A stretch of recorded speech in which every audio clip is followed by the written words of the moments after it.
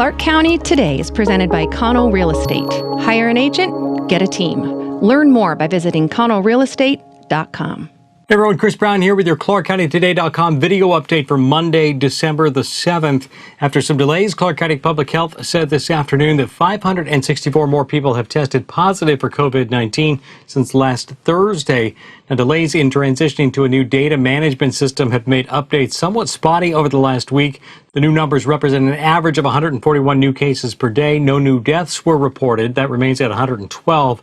Hospitalizations rose slightly again over the weekend with 64 confirmed and 13 suspected cases, accounting for around 12% of available beds. The number of active cases is not currently available.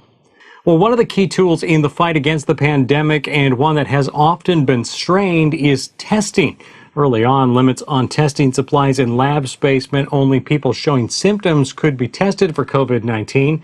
Well, that has since expanded to frontline workers, long-term care homes, homeless shelters, and the Clark County Jail. But public health officials say they still can't test everyone that they'd like to. Enter the Vancouver Clinic and their new TechPath system from Thermo Fisher Scientific. At full strength, the platform should allow Vancouver Clinic to run nearly 10,000 tests per week, with results in as little as a day and higher rates of confidence in those results. Better still, the platform uses generic reagent, meaning supplies should be much easier to keep on hand, and that could allow for an expansion in testing to hopefully find cases more quickly and help people know when they need to quarantine. To learn more, read our full story at ClarkCountyToday.com. Well, hundreds of people showed up at a Reopen Washington rally Saturday at the state capitol in Olympia. The event was created by Clark County State Rep Vicki Kraft, who said she's heard from many restaurant and bar owners worried over the impact of the ongoing shutdown on their businesses. The event kicked off with the booming voice of Vancouver police officer and former political candidate Ray Reynolds. Oh, say, can you see by the dawn's early light what so proudly we hailed at the twilight's last gleam? A group of high school students also spoke up, talking about their difficulties with online learning. Gym and yoga studio owners also claimed they've been shut down without seeing evidence their businesses contribute to the spread of the virus. Some residents stopped by a restaurant in Mossy Rock that has become a flashpoint after staying open in defiance of the governor's orders. The city council there has passed an ordinance that says businesses can remain open. You can read more about the event at ClarkCountyToday.com. Well, Molina Healthcare of Washington is doing their part in the pandemic response area by committing more than $16 million to support communities that have been affected by COVID-19, and who hasn't. In Southwest Washington, Molina has supported more than 30 providers, tribal nations, food banks, and community-based organizations over the past 6 months to enhance access to healthcare services. Closer to home, the Clark County Food Bank received some $8,000 from Molina to continue providing food for families out of work. Molina has also been actively reaching out to all members who have tested positive with COVID-19 to support their well-being and address any needs they might have. And the provider serves just shy of 1 million members through Medicaid, Medicare, and the health benefit exchange programs across the state of Washington. Well, yes, it's 2020, and yes, we are still in a pandemic, but you can still visit Santa Claus. Here's Paul Valencia at Vancouver Mall. Ho, ho, ho! Merry Christmas, everyone! Santa Claus is not taking the year off at the Vancouver Mall. Oh sure, the pandemic has made some changes to the way we visit with Old St. Nick, but he's here at the mall.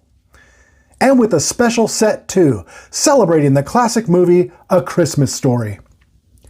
Visitors are encouraged to take photos inside the set, but they are asked to use the professional photography services for the official visits with Santa. Visits with Santa this year also include plenty of safety protocols. Here's Bree Sanchez, marketing manager at the mall. Hello, Vancouver Mall is happy and welcome to have you come in and see Santa this season. It's going to be a little different than it's been in past years, but we are super excited to say that Santa is here at Vancouver Mall on our new A Christmas Story set. And we hope that you all come out masked and ready for a super safe contactless visit with Santa. Don't forget your Christmas list. All right, cool stuff. Thanks so much for that, Paul. Well, the days of families going out to get their Christmas tree just a week or two before Christmas are long gone. Here in Clark County, UCut Christmas tree farms have been selling hundreds of trees a day since before Thanksgiving this year.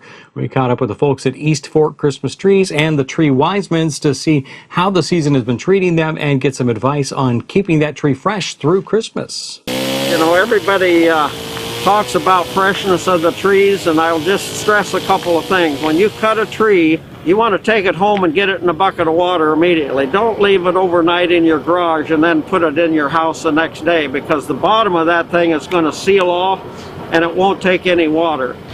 And a lot of people are concerned about buying a tree this early, but water, water, water. That's the main thing that you can do, is to keep that tree fresh. And hopefully you don't have a wood stove or something in the same room, because that's going to dry it out. Put it against the far side of the room or against the big window or something to keep it cool, and just take care of that tree and don't let it go out of run out of water. No matter how quickly you get home, I always recommend cutting the bottom of the trunk off. Just a ½ inch is fine, but the sap clots up there, and then you got to open that back up and then get it in the water as quick as you can. And some people recommend putting aspirin in there, pan too, because that's an anticoagulant. I've done it. I can't swear that it helps or whatnot, but definitely cut the bottom of the trunk right before you put it in the stand.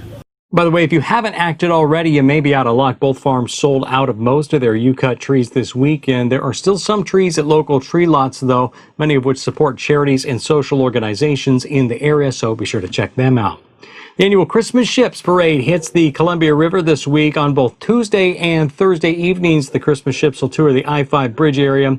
And then on Wednesday night, they'll gather in front of the Gleason Boat Ramp at 43rd and Northeast Marine Drive and tour the Washington shoreline. Some events and activities associated with the annual event have been impacted by the pandemic, but volunteers and organizers are excited to continue the parade, which is in its 66th year. Organizers ask that those viewing the Christmas Ships Parade leave plenty of space between spectators, wear masks, and follow all other protocols to keep themselves and others safe. Now, the Christmas Ships Parade began with just one decorated sailboat back in 1954 and has since grown to over 70 participating boats. For a full schedule, check out ChristmasShips.org. And that is your Monday. Check out the stories we're following for you at ClarkCountyToday.com. You can check us out on Facebook, Twitter, and Instagram to see when stories are posted and share your own thoughts. You can also send news tips, story ideas, and feedback to us via email. The address is news@ClarkCountyToday.com. For all of us, I'm Chris Brown. Thanks so much for watching. We'll be back with you again tomorrow.